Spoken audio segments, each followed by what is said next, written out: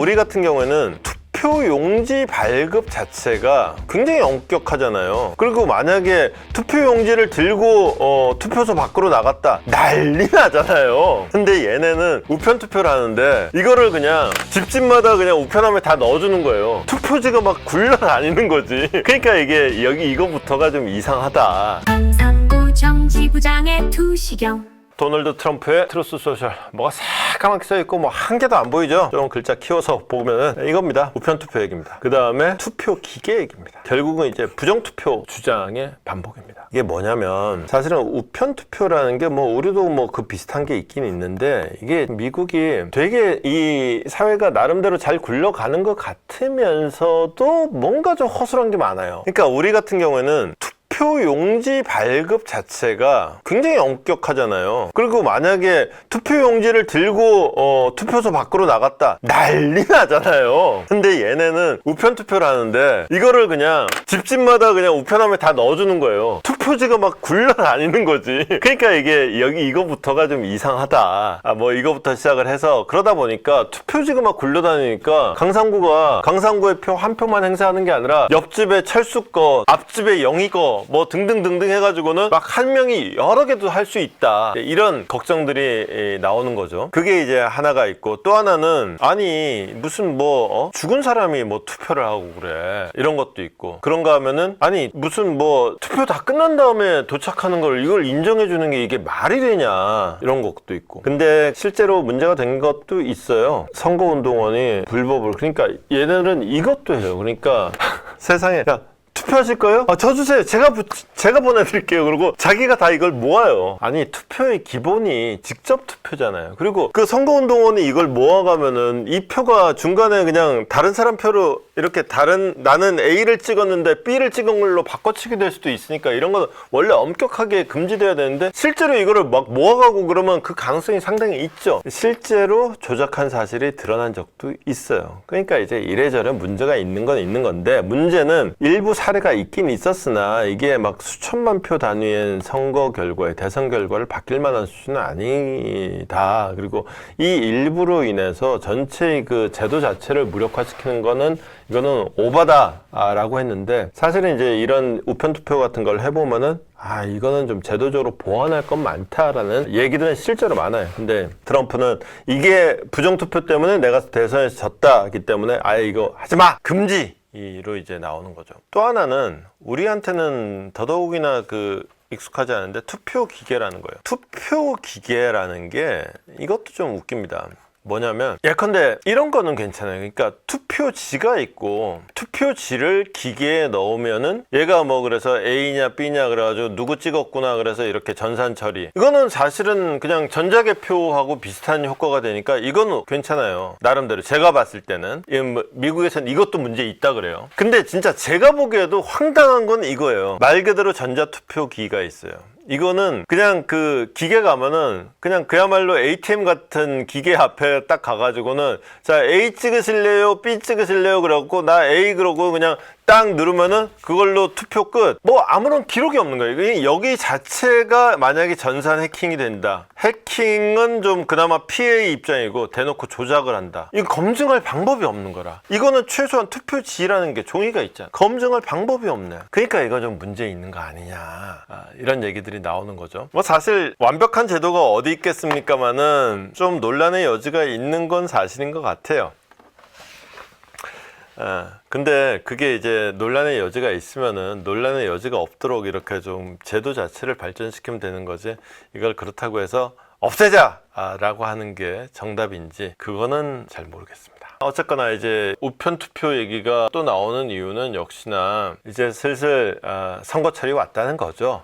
그리고 선거철이 왔다는 신호는 선거구 획정 얘기부터 나오면서 시작이 됐죠. 그동안 이제 텍사스의 민주당 의원들이 나 안 해! 그러고는 이제 도망갔었죠. 왜냐면 의회 안에서 의석수가 원체 모자라요. 원체 모자라다 보니까 내가 그냥 어차피 말 같지도 않은 선거구 획정안을 통과시켜주는데 내가 이렇게 편들어줄 필요가 없다 그러고 집단으로 다 딴 데로 도망가가지고는 의결 정족수를 안 만드는 이런 전략을 펼쳤는데 결국은 돌아가기로 했습니다. 돌아가기로 한 거는 뭐 그걸 막을 수 있는 뾰족한 수가 있어서가 아니라 이거를 본인들이 이게 도망감으로 인해서 뉴스를 키웠어요. 뉴스가 커지니까 다른 이제 여기는 텍사스는 워낙 공화당이 센 데지만은 다른 민주당 강세 지역에서 그러면은 공화당이 여기서 5석 늘려 우리 주에서 그러면 또 민주당 5석 늘리지 뭐 이런 식의 이제 움직임이 나오기 시작한 거예요. 그러다 보니까 그러면은 자 우리 주는 어차피 버렸다 5석 뺏기는데 우리가 이렇게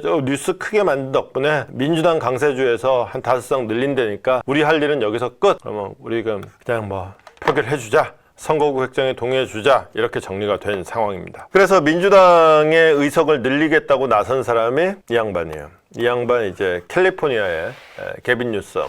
이제 대선 후보로 꼽히는 사람이기도 하고 그 다음에 이 양반은 캐시 호철 이 양반은 뉴욕 주지사 이 양반은 일리노이 주지사 다 민주당의 강세 지역들 주지사입니다. 근데 이제 이 양반들이 사실은 간단치는 않아요. 이게 텍사스 같은 경우에는 선거구 획정이 좀 주의회가 결정하게 돼 있기 때문에 비교적 간단한데 캘리포니아 같은 경우에는 원래 독립위원회가 있어요. 근데 이거를 민주당 의석을 늘리기 위해서 요걸 우회해서 주의회 플러스 주민투표로 좀 꼼수를 또 쓰고 있습니다.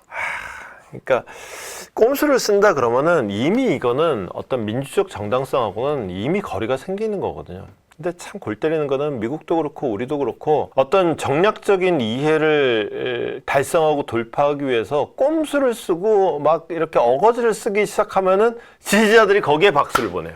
그래 네가 말이야 우리를 생각할 줄 안다 말이야. 이런 모습이 이제 그 정치 퇴행을 부르죠. 뉴욕주는 뉴욕주대로 이게 이 동네들이 전부 다 이게 선거구 획정 방법이 절차가 또 다 달라요. 하여튼 그런데 그러면 예컨대 자 텍사스가 한다고 여기에 뭐 예컨대 캘리포니아, 뉴욕, 일리노이가 나섰어. 그러면 공화당 강세주는 뭐 텍사스 하나뿐이냐고. 공화당 강세주 다른 데들이 또 나오는 거예요. 다른 데들 여기 있네. 플로리다, 인디아나, 오하이오, 미주리. 플로리다, 인디아나, 오하이오, 미주리. 보자. 미국입니다.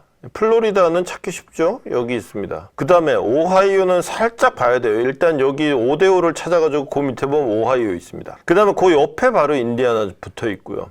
그 다음 미주리가 그렇게 언뜻 잘 안 보여요. 여기 주 경계선이 있으면 찾는데 없으면 못 찾습니다. 여기가 미주리예요. 딱 한가운데 있어요. 원래 이제 미주리라는 데가 그 지리적으로 보면 딱 미국 지도 전체로 놓고 봤을 때 미주리가 대충 한가운데 좀 있죠.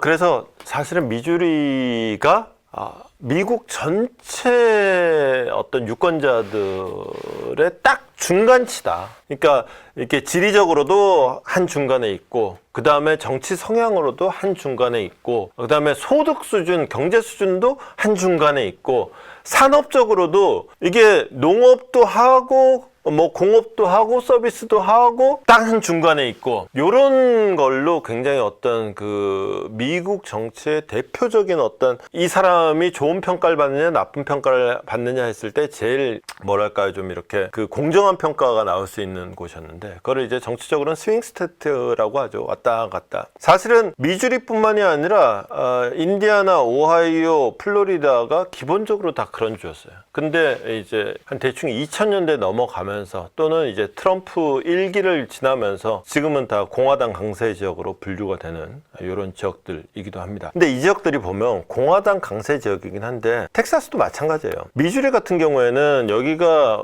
되게 이제 시골 같죠. 실제로 시골이에요. 재밌는 건 이제 미주리에서 제일 큰 도시 중에 하나 캔자스시티예요. 옆에 캔자스시티가 캔자스주에 있지 않고 미주리주에 있어요. 어쨌거나 이렇게 그 미주리주 전체적으로 보면은 이제 농업이 많은데 첨단 산업은 아무래도 도시 쪽이 발달을 하겠죠.